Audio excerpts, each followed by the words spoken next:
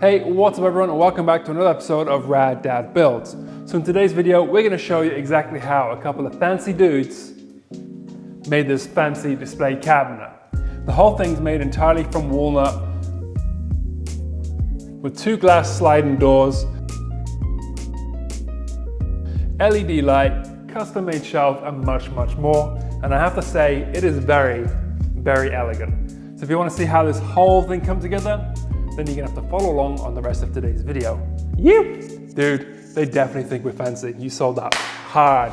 So when I start a new project, I like to break them down into a few different sections. So with the display cabinet, section 1 is gonna be the actual carcass itself plus the back panel.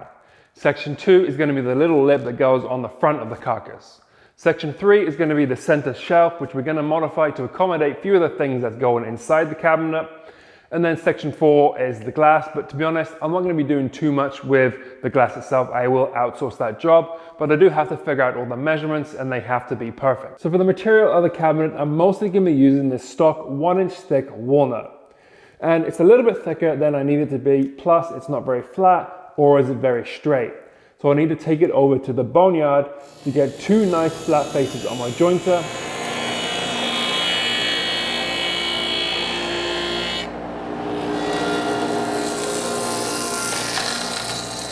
And then get it to the thickness that I want, which is just over 3/4 of an inch on my planer. So now that each piece is milled up, I then ripped each one down to its widest width on my table saw.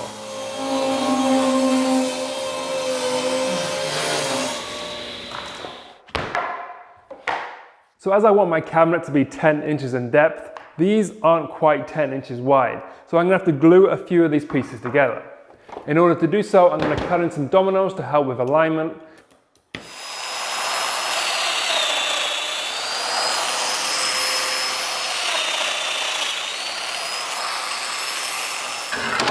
And then glue and clamp a few pieces together and let them dry for a couple of hours. So once they're dried, I took them back out of the clamps and then cleaned up any of the glue residue, which is super satisfying. And then brought them back over to the boneyard to put them through the planer to bring them down to exactly 3/4 of an inch in thickness. And then brought them back into my table saw to rip them both back down to 10 inches in width. So now that both of my panels are milled up to the thickness and the width that I need, I now need to cut them to length. So I want my cabinet to be 50 inches wide by 18 inches deep, which means I have to cut each one of these panels into a 50-inch section with 2 miters on each end and an 18-inch section with 2 miters on each end.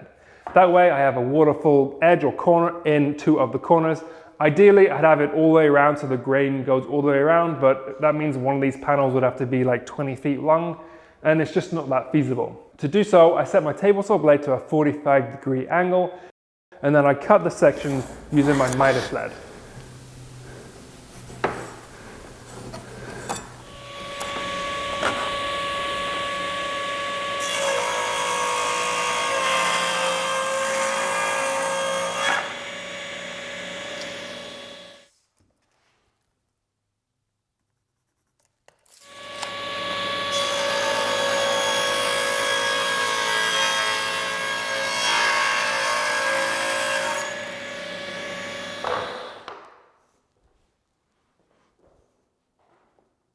And now that my panels are cut to the length that I want, there's a few things I need to do to them before I can glue them all together. So first of all, I want to add some dominoes to the 4 corners to allow with alignment while I'm gluing the whole thing together.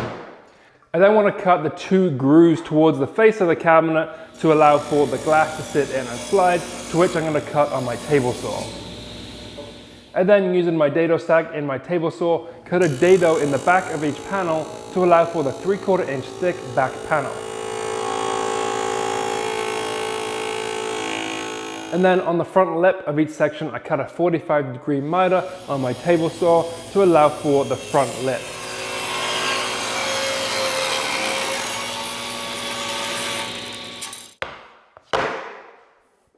Okay, so now all that is cut and it's dry assembled and it fits together all nice. I wanted to quickly go over the 2 grooves that I cut to house the glass. So the bottom and the side grooves were all cut at 3/16 of an inch deep, but the top one was cut a little bit deeper. That's so I can get the glass in and out once the whole cabinet is finished, in case I need to replace it in the future.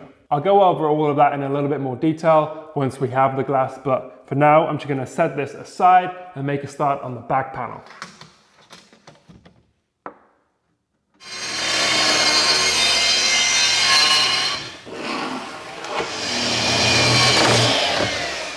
So for the back panel itself, I'm using a 3/4 inch thick walnut veneered MDF. And it's just like regular MDF, except the top and bottom have a real thin layer of walnut. So now this is cut and the cabinet is cut. Next, I've got to do is glue the whole thing together.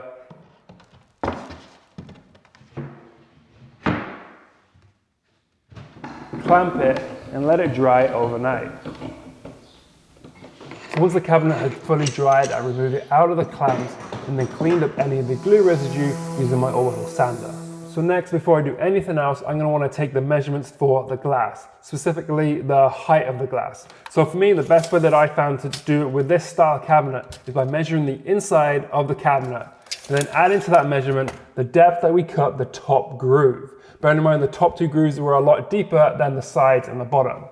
I added those measurements together and then I cut a piece of scrap wood to the same thickness of the glass, for my case is 1/8 of an inch thick, and then made sure that I can get it in the top groove and then sat into the bottom one, and it doesn't want to pull out and it can slide freely if I want to. That way I can take the glass out if I want to replace it in the future, you never know. So I'm not going to be cutting the glass myself. I don't think it would go too well. So I took my measurements to my local glass supplier, who will supply the glass and cut it for me. And that takes a few days. So in the meantime, I'm gonna make a start on the front lip. For the lip that goes all around the face of the cabinet, I'm gonna be using offcuts from the material that we use for the carcass. So on my table saw, I ripped a few pieces down to 1¼ inch in height and then put a 45-degree bevel on each one of the pieces.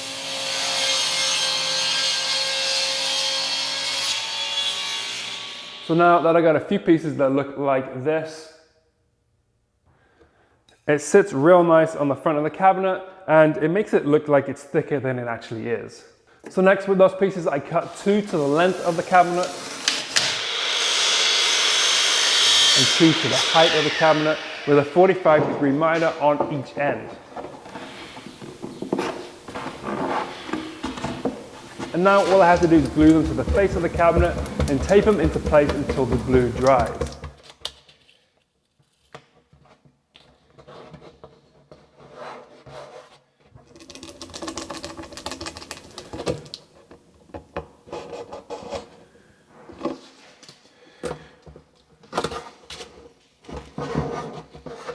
And now meantime, while this is drying, I can make a start on that center shelf. So for the center shelf itself, I'm going to be making it out of the same walnut material as we did the cabinet.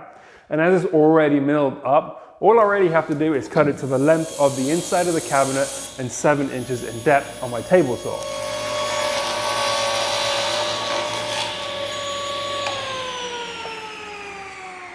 And that's the shelf cut, but we're not quite finished with it just yet. See, my main purpose for building the display cabinet was to kind of house a few things that I use in the shop while I'm not using them. For instance, I do a lot of videos in the shop and I use a couple of lenses. And I only really use one lens at a time. So my other lens kind of gets left on the workbench or tossed around and they just gather dust and I need a secure place for them to sit. So my idea is I want to cut in some rings in the shelf for my lenses to sit in. Same with my router bits, they kind of just get left on a shelf or on the side of the window and they get smashed around. So I'm going to cut in a series of holes for the sizes of the different bits for them to sit in as well. And as I've just taken ownership of this Seppuku CNC, freshly assembled by your mother, I'm going to try and cut out the holes with this without catching everything on fire. And after what took way too long drawing a series of holes on my laptop, I attached the shelf material to the bed of the CNC, press play, and hope to the best that nothing bad happens.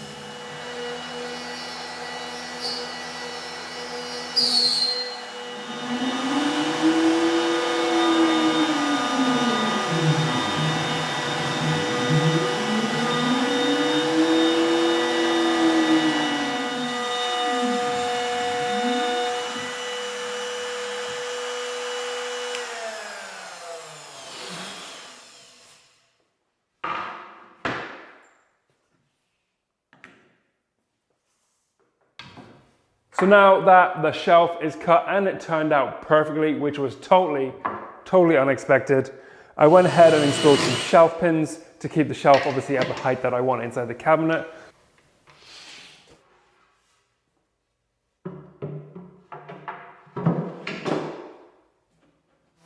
So next, I'm going to give the whole thing a good finish sand all the way up to 220 grit with my orbital sander.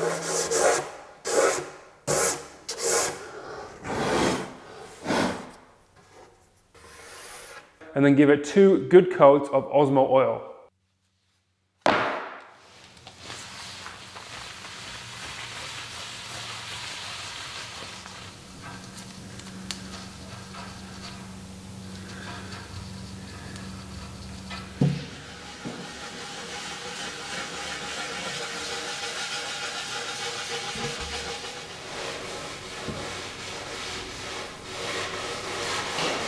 So now that the Osmo oil has dried and cured, this cabinet is starting to look pretty rad.